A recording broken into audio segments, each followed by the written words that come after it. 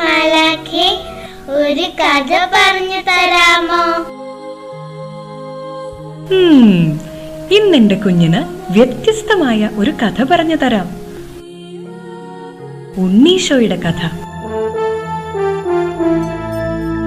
Augustus സീസറിന്റെ ഭരണവർഷം ഹെറോദേസ് എന്ന രാജാവിന്റെ കാലത്താണ് യൂദയായിലെ ബെത്ലഹേമിൽ ഉണ്ണീശോ ജനിക്കുന്നത്. ഉണ്ണീശോയുടെ മമ്മയുടെ പേര് എന്താന്നറിയോ? മറിയം.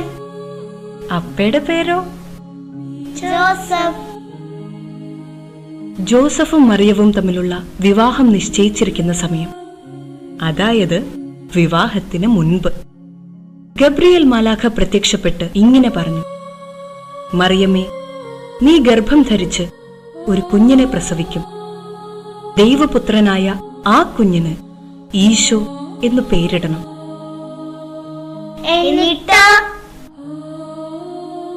എന്നും ദൈവത്തിന്റെ ഇഷ്ടം മാത്രം ആഗ്രഹിച്ച അമ്മ പറഞ്ഞു: ഇതാ കർത്താവിന്റെ ദാസി, നിന്റെ വചനം പോലെ എന്നിൽ നിറവേറട്ടെ. അങ്ങനെ ഏതാനും നാളുകൾക്ക് ശേഷം നസ്രത്തിൽ നിന്നും യൂദയായിലെ ബെത്ലഹേമിലേക്ക് അവർ ഒരു യാത്ര നടത്തി. അഗസ്റ്റസ് സീസറിന്റെ കൽപ്പന പ്രകാരം ജനസംഖ്യയിൽ പേര് ചേർക്കാൻ. ആ യാത്രയിൽ മാതാവിന് പ്രസവ സമയമായി. എന്തു ചെയ്യും? അവർ സത്രത്തിൽ സ്ഥലം അന്വേഷിച്ചു, കിട്ടിയില്ല. മറ്റു ഭവനങ്ങളിൽ അന്വേഷിച്ചു, കിട്ടിയില്ല.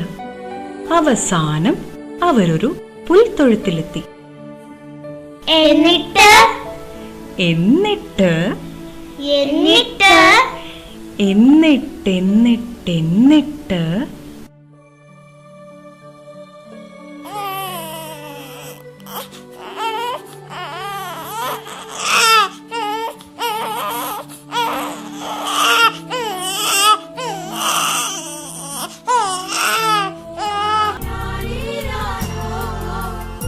മാതാവ് ഈശോയെ പിള്ളക്കച്ചയിൽ പൊതിഞ്ഞ് പുൽത്തൊട്ടിയിൽ കിടത്തി.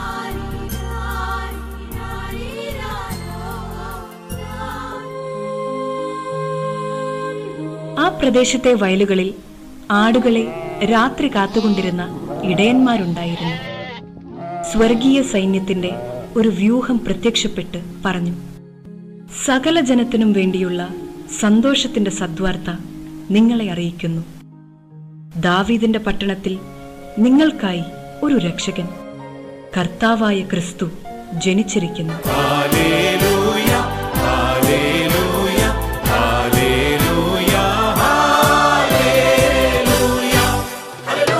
അവരാണ് ഉണ്ണീശോയെ ആദ്യം കണ്ടത്.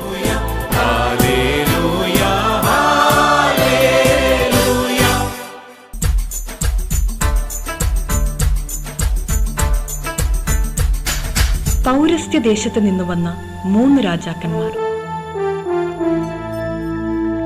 അവരും ഉണ്ണിയെ തേടി ജെറുസലമിലെത്തി.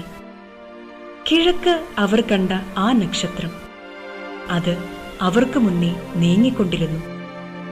അത് ഉണ്ണി കിടക്കുന്ന സ്ഥലത്തിന്റെ മുകളിൽ വന്ന് നിന്നു. അവർ കുമ്പിട്ട് ആരാധിക്കുകയും പൊന്ന്, മീറ, കുന്തിരിക്കം എന്നിവ കാഴ്ചയർപ്പിക്കുകയും ചെയ്തു. കുന്തിരിക്കം കാഴ്ച കൊണ്ടുവന്നു.